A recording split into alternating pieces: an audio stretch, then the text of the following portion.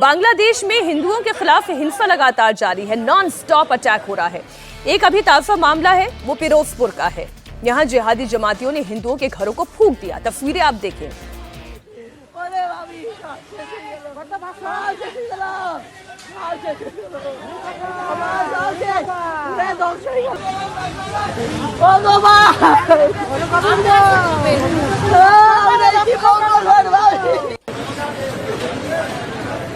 सम्राट मंडल का मर्डर होना, दीपू दास का मर्डर होना, गोविंद विश्वास की पिटाई करना, हिंदू पति पत्नी पर अटैक कर देना, हिंदू महिलाओं से बदसलूकी करना, उन्हें जबरन बुर्का पहनने, हिजाब पहनने के लिए प्रताड़ित करना। रात में हमलावर आए, मेरे घर का दरवाजा बंद कर दिया, ताला लगा दिया और फिर आग लगा दी। मैं अंदर था, किसी तरह बाहर निकला। आग बहुत तेजी से फैल गई, पड़ोस के घरों तक पहुंच गई। सब कुछ जलकर खाक हो गया। घर, सामान, दुकान, गहने, नकदी, कुल 50 लाख टका से ज्यादा का नुकसान हो गया। हम हिंदू हैं, इसलिए निशाना बनाया गया। कोई सुरक्षा नहीं है, पुलिस प्रशासन कुछ नहीं कर रही। हम अब बेघर हो गए हैं, कहाँ जाएंगे? बहुत दर्द है।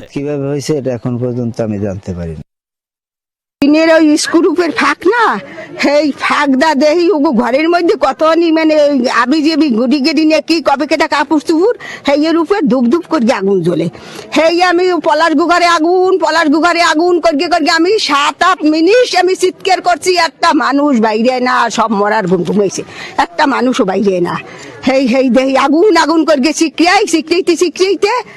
এদিক দেশে পুরগে শেষ হয়ে গেছে আমার কোনো হুঁশ নাই যে আমি ঘরটা কিছু বাই করব। हिंदुओं पर तो जमाती अटैक कर ही रहे थे। अवधेश कुमार जी हमारे साथ हैं, विनोद अग्निहोत्री जी हमारे साथ हैं। बहुत स्वागत सर आप दोनों का। अवधेश जी, ये जमाती जो हैं वो तो हिंदुओं के साथ बर्बर व्यवहार कर ही रहे थे, आगजनी हो ही रही थी, हिंदुओं की हत्या हो ही रही थी।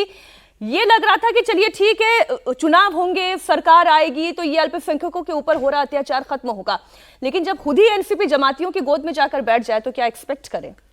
नहीं, देखिए इस समय बांग्लादेश जितने हम लोग सोच रहे थे उससे ज़्यादा अनिश्चितता के भंवर में है। एक अराजक स्थिति है, वहाँ की तस्वीर बिल्कुल अस्पष्ट है। कुछ मायनों में केवल एक चीज़ स्पष्ट है तो ये है कि वहाँ किसी भी सूरत में जो कट्टरपंथी तत्व हैं, जो फंडामेंटलिस्ट हैं, उन पर किसी का नियंत्रण नहीं हो सकता है। आज की स्थिति में केवल एक चीज़ सत्य है।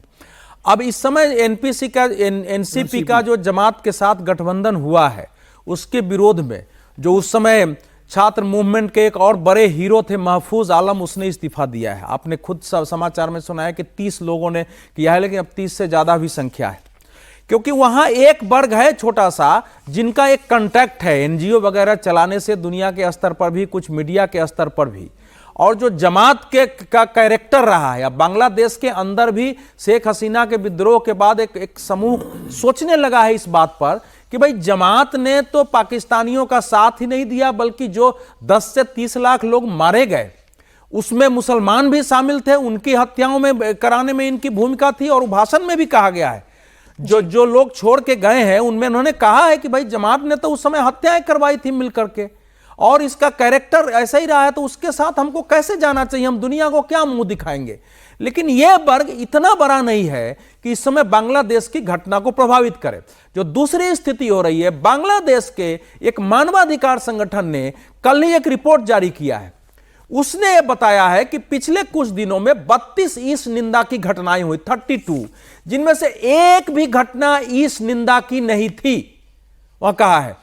और बांग्लादेश में इस निंदा के लिए केवल 2 वर्ष की सजा है, वो पाकिस्तान अफगानिस्तान नहीं है वहां, और इसके बावजूद लोगों को वहां मारा जा रहा है।